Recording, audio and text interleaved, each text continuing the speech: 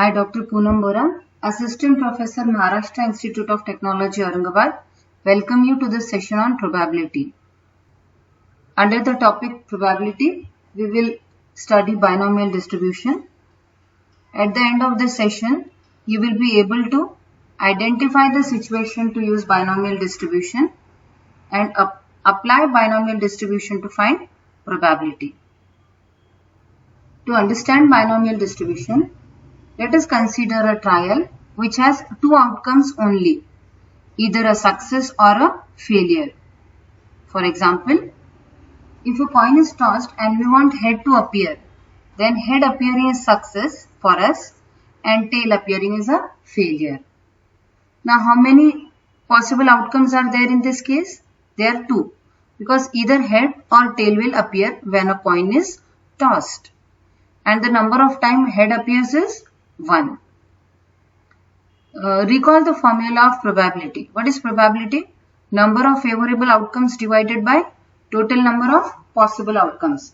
So in this case, the probability of getting a head is 1 upon 2. This is the probability of getting a head in a single trial. Let us try to understand basic terms of binomial distribution. Let the probability of success be denoted by small p and let q denote the probability of failure. Since these are only two outcomes, we have p plus q equal to 1, which will give q equal to 1 minus p. Remember this formula, we will use this in examples. Now we consider a series of n such trials, of which the result could be either a success or a failure. Now we aim at r number of success out of n. What is our objective? To find the probability of r success in n trials. And this is given by binomial distribution formula as p of r equal to ncr into p raised to r into q raised to n minus r, where r may take any value from 0 to n. Now what is this NCR? It is all possible combinations of r objects from a set of n objects. What is the formula? NCR equal to n factorial upon n minus r factorial into r factorial. These are the two important points which we should remember. In the example, if they say probability of at most r success in n trials. So by at most r, we mean all those x which are less than or equal to r. So the probability will be sum of individual probabilities for all x starting from 0 up to r. So individual probabilities will be found out and added to get the probability of at most r success in n trials, and r will take any value from 0 to n. Next point is probability of at least r success in n trials. So by at least r we mean all those x which are r or greater than r. Again I repeat, by at least r we mean all those x which are r or greater than r. So it will be sum of individual probabilities starting from r ending up to n.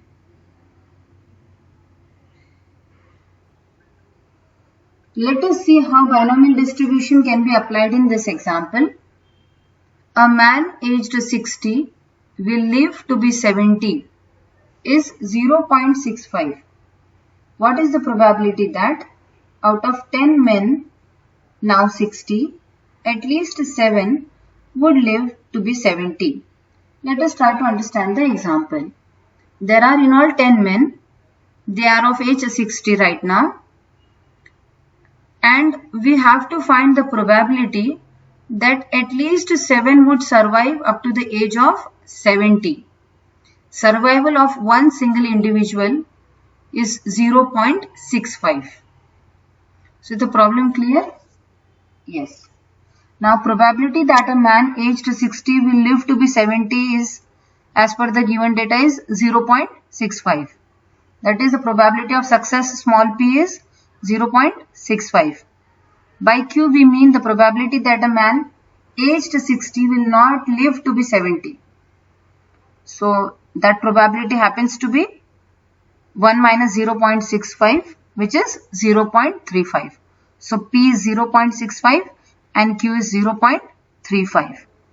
Because 10 men are involved, the sample space is of 10 people, N is 10, and R is 7, 8, 9 and 10. Because it is at least 7, so we have to consider all those x which are greater than or equal to 7 up to 10. I hope this point is clear. We know the formula for binomial distribution is probability of R success out of N is NCR into P raised to R into Q raised to N minus R. So, probability that 7 out of 10 would live to be 70 is nothing but P of 7. So, substitute R as 7, N as 10 and the values of P and Q, and this will give you P of 7 is equal to 0.2522. Similarly, probability that 8 out of 10 would live up to the age of 70 is nothing but P of 8. Rest all things will remain same except R taking the value 8 in this above example, and the value will be recorded as P of 8. Probability that 9 out of 10 would live to the age of 70 is nothing but P of 9, which is obtained again by substituting R as 9. Rest all the values will remain the same. And P of 10 is all 10 of the 10 would survive up to the age of 70. So it is given by this formula.